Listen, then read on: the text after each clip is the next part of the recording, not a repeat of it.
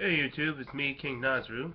I'm here to do my reply to Doug's rant about Dragon Ball Z and Dragon Ball in general. I originally tried to watch his video, but with his low monotone voice and all the things he got wrong about it, it was just too irritating to listen to him. So I watched one of my friend's videos, and they pointed out all the things he said, and I have a list. Oh, let's get started. Doug, you said that General Blue and Mercenary Tao were throwaway characters? No, they weren't. Both of these characters have fought and nearly killed Goku when he was a kid. Mercenary Tao at one point shot his Dodon Ray at Goku's chest, but if it wasn't for the indestructible Dragon Ball that was located near his chest, he would have died. Another part to the Mercenary Tao thing was the introduction of Korin, which Goku had trained with after his defeat at the hands of Mercenary Tao. He also said that he was going to allow Goku to drink the special water, but it turned out to be just tap water, and the whole point of it was just to rely on his own skills and believe in himself. Mercenary Tao was also essential because of Tien's development, because Tien originally looked to Mercenary Tao as a mentor and as his master's brother, who he had great respect for. And when they fought in the World Tournament, he didn't want to humiliate him, so he was just going to knock him out of the ring. With Mercenary Tao didn't want to be disrespected like that, he tried to use underhanded methods, even resorting to using a knife against Tien, which shown Tien that Mercenary Tao and his former master Crane didn't care about honor. They just were going to use any underhanded methods to win. And for General Blue, what makes General Blue so great is that he had psychic powers that could paralyze his opponents. That showed that there's a lot of variation in DBZ, and not all the villains just use brute force or ki blast just to take care of their opponents. That's a lot of variety is part of the reasons why I like Dragon Ball, and Dragon Ball Z is my favorite manga and anime. Well, Dragon Ball Z Kai is my favorite anime, still. You said that Krillin beat General Blue. No, no. Krillin did fight General Blue, and he pretty much held his own for a time. But General Blue pretty much dominated that fight. Sorry, you're still wrong. Let's see what else. You said after Goku defeats Blue, he leaves and returns to the Red Ribbon Army. No, he didn't, Doug. What General Blue did was he went to Master Roshi's house, came with a plan to steal the Dragon Balls and kill everyone inside, which include Goku, Master Roshi, and all that. So what he does is get some rope, uses psychic powers to bound everyone to the rope, including Goku, along with his tail, which at that time was Goku's weakness. If anybody constricted his tail, he would become powerless. Then he takes the Dragon Balls and leaves a pack of dynamite and leaves. Had it not been for launch, they would all been dead. And then Goku pursues General Blue all the way to Penguin Village. Now, what makes this interesting is that it's a tribute to Akira Toriyama's original manga, Dr. Slump, and it also served as a crossover. And the best part is, Goku didn't defeat General Blue. He was defeated by the girl who liked wrestling, whose name escapes me because it's been a while since I checked out Dr. Slump. You said there's no character development with the villains. Doug, you are a fucking dumbass. Yamcha, Piccolo, Vegeta, Majin Buu. I just named 4 villains that had character development. Yamcha was a bandit, a legendary bandit who was who at that time was pretty skilled. He also had a desire to find a girlfriend because he was too shy to talk to them, let alone be with them. Then he met Bulma, and with their relationship, he eventually became good. Piccolo became a good guy because Gohan befriended him, and unlike other people, he didn't judge him just on his appearance because he looked like a monster, which was the main reason why he and King Piccolo became evil. And we'll get back to Majin Buu and Vegeta. Oh, and let's see. Oh yeah. There are Doug. What you need to understand is that unlike your asinine Naruto, there are some villains that will not change. They do not need to be developed because they are not going to change. We know all that we need to know about them. Do you honestly think that someone like Frieza is going to see the error of his ways just because he saw Goku become a Super Saiyan and he kicked his ass? No. He was still going to be an arrogant, tyrannical asshole. So he was not going to change. If characters like him change, it's going to create a load of problems. Oh, and on a side note, you said the Red Ribbon Army is like the villains in Fist of the North Star. I can certainly tell you that they are not. I've read Fist of the North Star, saw the movies, saw the anime. They're nothing alike. So, you're still a dumbass, Doug. Next, you said the searches for the Dragon Balls were pointless. Oh my god. You need help.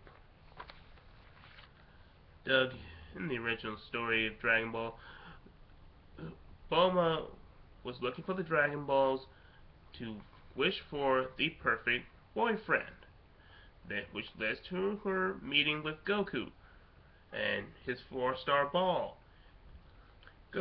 And Goku agrees to let her use the 4-star Dragon Ball as long as he can keep it when she's done with it and can go on this adventure with her.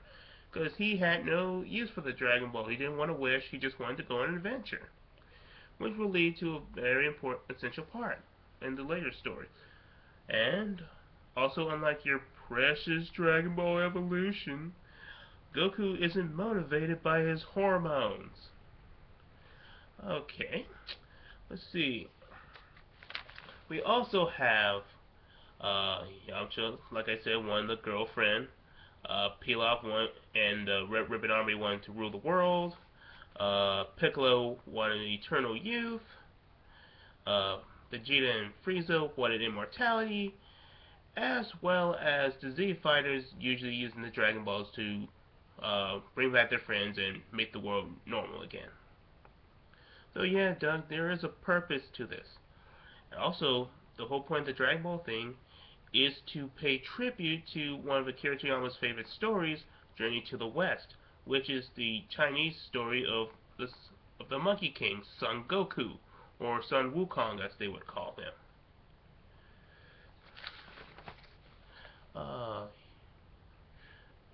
Oh, and there's another thing.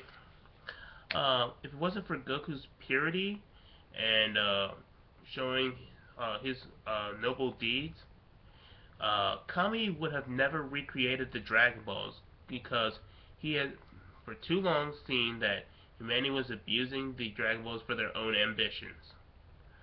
So yeah, there's a point. You said the Z Fighters were assholes for letting Super Buu kill the human race. Oh my god. Okay, Doug, let's make this perfectly clear. At that time, nobody was strong enough to take on Super Buu. The only ones who had a chance were Goten and Trunks if they had fused, which they had still not perfected. Therefore, when Super Buu came to the lookout, Piccolo told him that they just need a little more time and he could occupy himself by killing more humans, which he regretted doing. It was an act of desperation, not because he's an asshole. Then Super Buu decided, no, I'm not going through that shit again. And uses his human genocide attack, killing everyone in a matter of seconds. And Piccolo laments over this and vows that the humanity will be avenged. But yeah, that's not an asshole move at all. You complain that Goku didn't use Super Saiyan 3 to beat Vegeta.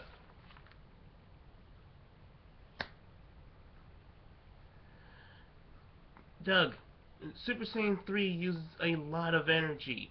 It it takes all the ki reserves and unleashes the transformation. Therefore, it also cuts the time of how much Goku could stay on Earth back when he was still dead and only a visiting spirit per se. So that would have wasted all the time he could have used, to help defeat Majin Buu. Also, when they were fighting, he could sense how much energy Majin Buu was siphoning from him and Vegeta during their fight. And he was not expecting that much energy to go to Buu. In fact, he was even expecting Gohan and Supreme Kai to have dealt with Dabura and Babidi so that they wouldn't be able to resurrect Buu, which was a mistake on his account. Finally, Goku wanted to fight Vegeta just as badly as he did, and he wanted to make this fight fair. So that's the reason why he chose not to transform into a Super Saiyan 3. You said you think Goku's an asshole for not saving everyone from Kid Buu's attack. Doug, you get dumber with every statement you say. Kid Buu's attack was so powerful that it was going to destroy the entire Earth and a few surrounding planets. There was no way Goku was going to be able to stop that attack. Not with his Kamehameha. There was nothing anything could do. All they could do was escape. And he had about 5 to 10 seconds at best. And he had to get everyone, Gohan, Piccolo, Trunks, and Goten. Then he spots Hercule and Dende on the ground, and in a quick instinct, he tries to get them, but accidentally drops the others, and he has to use instant transmission to escape because the blast was about to hit the Earth. That was not him being an asshole. That was just an act out of pure instinct to save these people, and just being unable to save everyone at the same time. Let's see. Oh yeah, there's also the matter of Goku. Goku was nowhere near as powerful as Kid Buu. Despite some people think Kid Buu was the strongest non-fused Buu. That means he was stronger than the Fat Buu, the Good Buu, Evil Buu, and normal version of Super Buu. And moving along. You said Bulma's a bitch because she left Yamcha for Vegeta. Doug, it's Yamcha.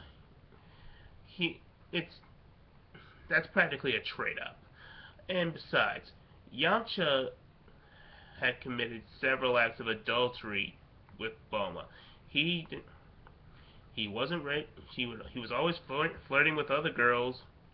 Wasn't ready to commit to Bulma, and that's why she dumped him, basically. Also, with Vegeta, she sensed a certain nobility where everybody else sensed an arrogant asshole. This was explained by Trunks during the Cell Saga when Vegeta was using his final flash. He said that was the reason why Bulma fell in love with Vegeta. Something that nobody saw. Okay, what's next? You said Saiyan Saga and Frieza Saga were rushed. The Saiyan Saga was about 4 volumes long, so that's pretty long by manga standards. And if we consider that Frieza Saga had about quite a bit of dozen episodes, even by Kai standards, which stood strictly to the manga, that's still pretty long. So no, these weren't rushed. Uh, you were also said that Nappa and Raditz didn't have any character development. I pretty much said the problem with that was because there's no need for them to develop. They're not going to change. They're not going to betray Vegeta. And part of the reason why they were thrown away so carelessly is because it was to set up how Vegeta saw that his own elite men were being defeated by Goku, who was considered a low-class Saiyan, arguably at that in their history was supposed to be this weakest Saiyan in the entire history of their entire race, and yet he beat them, these elite warriors. That was a stain on his honor and the honor of the entire Saiyan elites. You also can't develop the Ginyu Force because they're just basically there for comedy's sake as a parody to things like Sailor Moon and the Power Rangers, and also they're still villains. There's there's not much you can do to develop them. Uh, Finally, the development wasn't aimed towards these characters. It was aimed towards Goku learning about his race being a bunch of cutthroat space pirates and learned that he had to accept that even though he didn't like it. Gohan uh, learning to be a great warrior and protecting the Earth despite his desires to rather study. So he's pretty much reluctant, and also have to deal with his deal with his emotional trauma, even though his rage and boost his strength and practically scared him. Vegeta's transition towards becoming a hero instead of being this asshole that'll do anything to get what he wants. And Frieza learning about the Super Saiyan legend actually being true. Yeah, that's what the developments of the Saiyan and Frieza saga was all about. Finally, and this is the most hateful thing this is the most stupid thing you've ever said. Okay, you think Majin Buu is a terrible villain. Doug?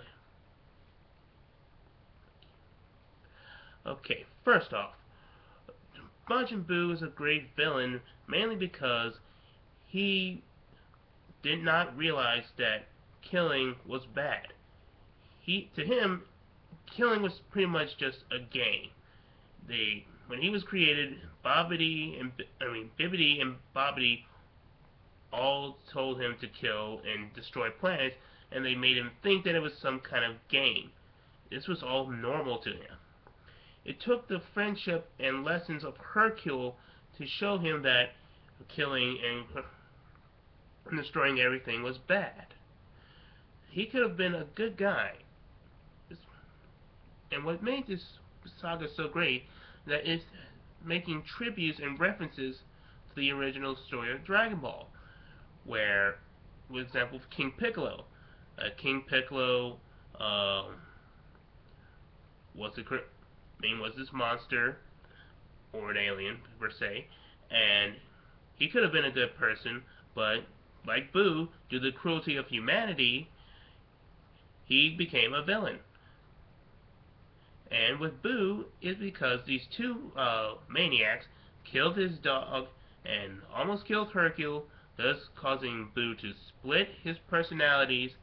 And the evil Buu kills the two men and absorbs Buu and becomes Super Buu. And we've already covered that part. Finally, my favorite part of why Buu Saga is my favorite saga in the whole series is because when they fought Kid Buu, they didn't just use a new Super Saiyan form or a really powerful Ki Blast.